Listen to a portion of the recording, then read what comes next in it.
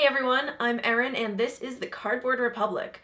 We are coming to you with a to be played video. This is one where we're going to tell you all of the games that we're going to try to play in April.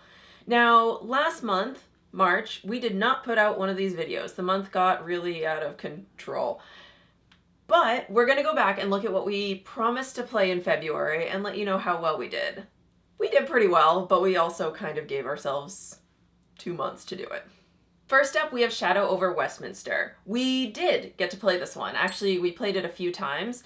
So Shadow over Westminster is a co-op deck building game. It has a pretty dark theme, as you can probably tell by the name. In the game, some big bad calamity is about to befall humanity, and you are a secret society working to protect it. You do that by playing cards with your teammates, essentially, to solve mysteries and get clues and items to eventually fight whatever monster or ruinous event is going to happen at the very end of the game. It was a lot of fun, and we will definitely be playing it again. Next up, we have The King is Dead. So this one we did get to play. We got it to the table at least once. And it's a little tricky for me to describe because it's an area control game within an area control game.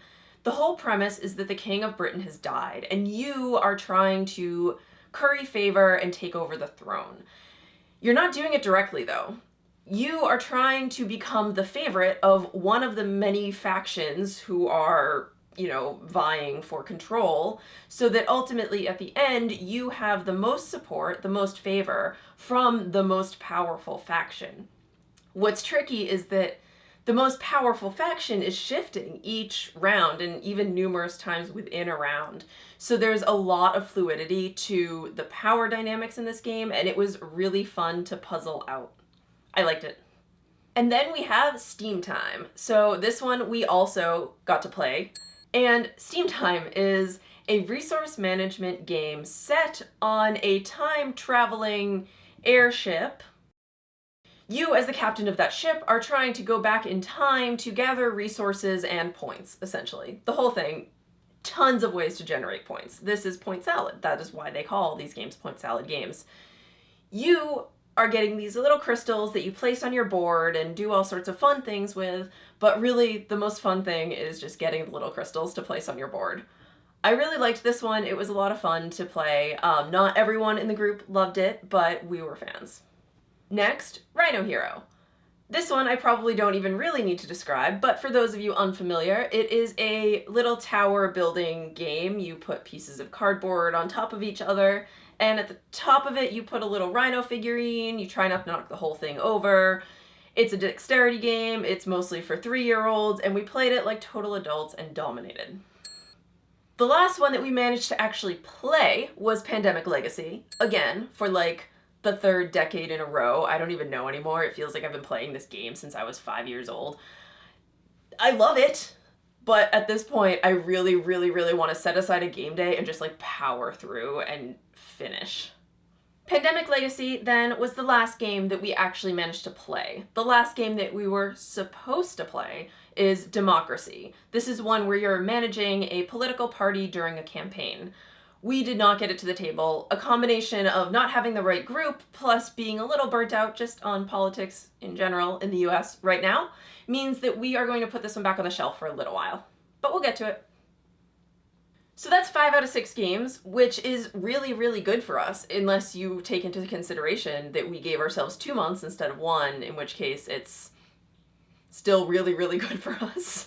All right, let's move on to April. Let's just leave that. The past is the past. April. First up for April is Apotheca. So this was a Kickstarter and the production value was like A+, good on that. I like this one because it is all about trying to become a member of the Secret Potion Society, which I would totally do if that exists, and if that does exist, someone should let me be a member. In this game, it is a card game, but it's using spatial mechanics and also hidden information to try to get players to craft potions. The first person to craft 3 potions, I believe it is, gets to join the secret society, and all the other people, I guess, what happens to you if you pledge for a secret society and then don't get in? So all of that is why Apotheca is our Indie Spotlight game of April, and we are definitely getting it to the table soon.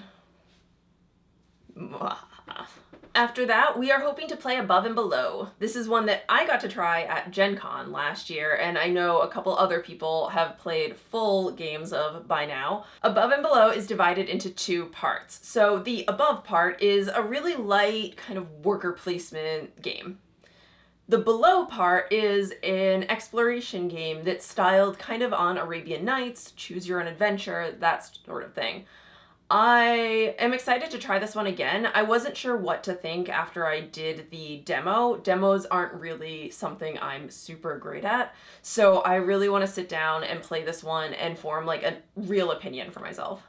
Then we're going to try Nippon. Nippon is a game set during Japan's very, very quick Industrial Revolution. You play as one of the 4 great corporations that emerged during this time, and your goal is to gain as much power and influence and money as you can to support your growing economy.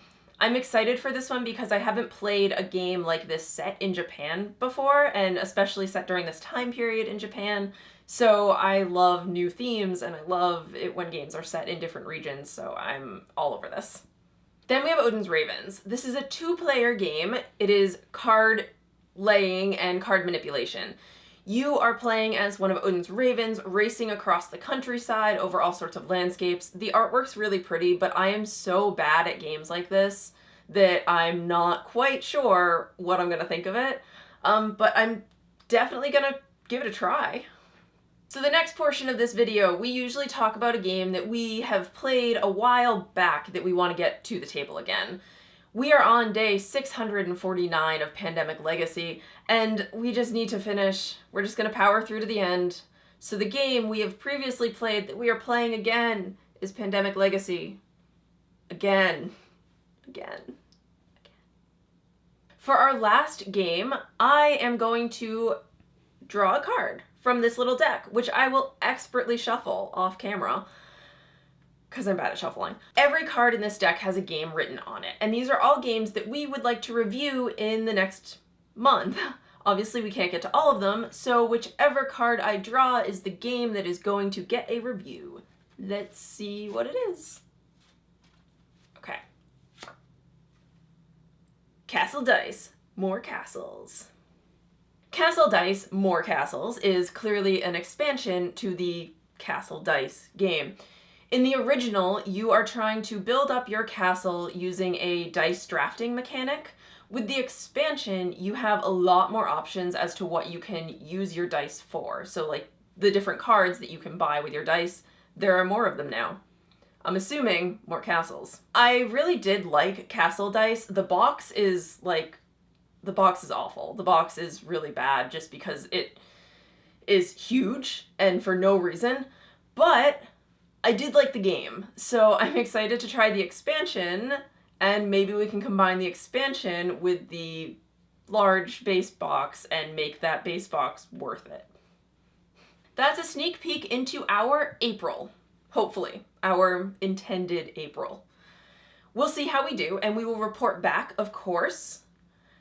But just to recap, that is Apotheca. Above and Below, Nippon, Odin's Ravens, Pandemic Legacy, and Castle Dice, More Castles. So we will let you know how that goes. Thank you for watching. If you liked what you see, and we hope that you do, please like and subscribe below. If you want, leave a comment with what you are hoping to get to the table in April. We always love to see what you guys are out there playing, and it helps us know what our audience is into. Also, in case you haven't heard, we have a new Patreon up, and we rely on those donations, those subscriptions, to fund a lot of our content here, so we would love it if you could go check that out. Bye! First up for April is Apotheca. You are courting favor from the different factions who are all working politically within the UK. And, actually it's not the UK at that point. Damn it. First up, we have Shadow over Westminster. The King is Dead is a little tricky for me to describe because it's an area control game, like within an area control game, and Steam Time is a, let's see. Okay. No. You are a secret society trying to protect it. You do that by working together to play cards, to uncover mysteries, to, you know, do things. That's what every game is. I don't know how else to